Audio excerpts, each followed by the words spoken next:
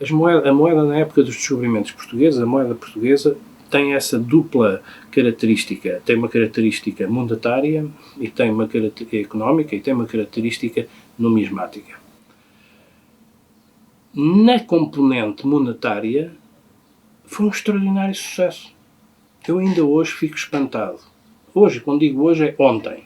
Ainda ontem fui à internet, encontrei mais uma dessas publicações que já estão a ser digitalizadas, extraordinárias, do século XVI, um livro alemão, um catálogo de moedas, e quando uma pessoa começa a folhear aquelas páginas, tudo com gravuras originais, começa a dizer ducados, ponto 1, Portugal. Portugal vem sempre à cabeça. Mas perguntamos porquê. O ducado foi inventado no século XIII na Itália. O ducado teve um desenvolvimento espantoso por toda a área hispano-europeia, porque a Espanha dominou praticamente a Europa toda. Não há Estado, Condado, Ducado alemão que não tivesse os seus ducados.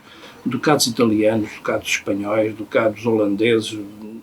Há dezenas de milhares de variantes de ducados. E, no entanto, sempre que se abre um livro do século XV, do século XVI, do século XVII, um livro sobre câmbios de moedas, um livro sobre as moedas que circulavam nesse período, instantaneamente aparece, em primeiro lugar, na maioria dos casos, as moedas do Imperador Carlos V. E, em segundo lugar, Portugal. E a importância que esses livros dão à moeda portuguesa faz-nos refletir, porque eu não vejo isso em nenhum livro.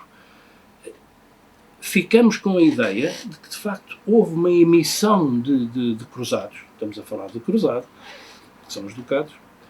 A emissão do cruzado joanino, manuelino, afonsino e depois do cruzado calvário, extraordinária. Figura em todos os livros com um grande relevo. Outra moeda que nós damos pouco valor em termos monetários, mas que foi acolhida também de uma maneira extraordinária, é o Mil-Réis. Ninguém sabe o que é o Mil-Réis. Quando aparece numa descrição numismática, num livro do século XVI, Mil-Réis, a pessoa pensa, o que é isto? Será o Mil-Réis da República? Não. A história do Mil-Réis da República entronca no São Vicente de Dom João III e de Dom Sebastião. Essa é que era a moeda, esse é que era o Mil-Réis. Teve um sucesso extraordinário, principalmente na França e depois em toda a Europa, e figura em destaque em todos os livros.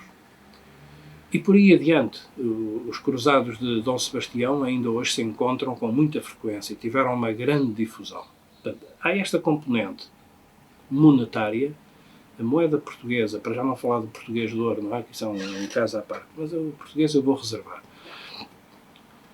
Teve uma grande difusão. E teve uma grande difusão porquê? O que é que nós fazemos se fosse hoje? Se nós, é uma das questões que eu gosto sempre nos meus raciocínios, na minha maneira de pensar, eu gosto sempre de imaginar-me que estou na pele das pessoas numa determinada época.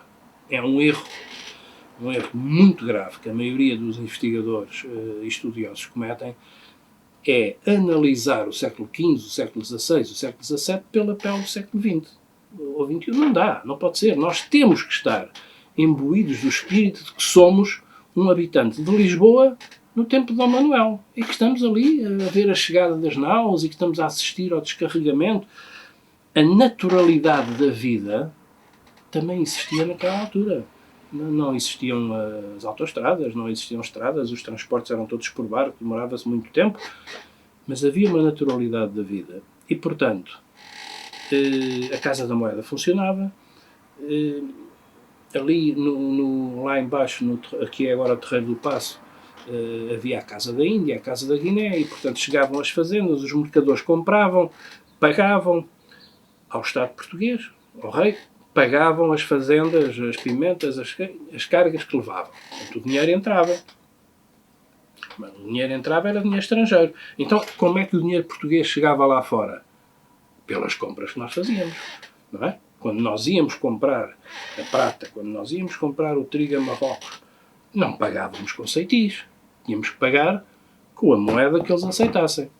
E, por toda a Europa, a moeda que mais valor tinha era a moeda de ouro, porque os europeus nunca foram ricos em ouro. A produção do ouro, antes da descoberta da América, situava-se sempre na África Negra, numa faixa que hoje se sabe que vai do Oceano Atlântico, do Mali até ao Sudão, e era transportado por caravanas, por camelos, até ao Mediterrâneo, e aí era trocado pelos italianos, daí a razão dos italianos terem conseguido desenvolver tão cedo o ducado. Mas nós íamos com esses cruzados de ouro, e depois com os portugueses, íamos ao norte da Europa.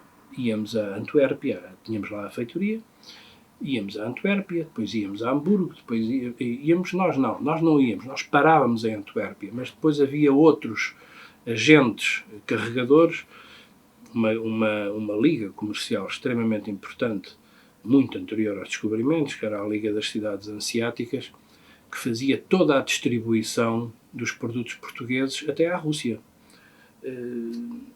Perfeitamente notável.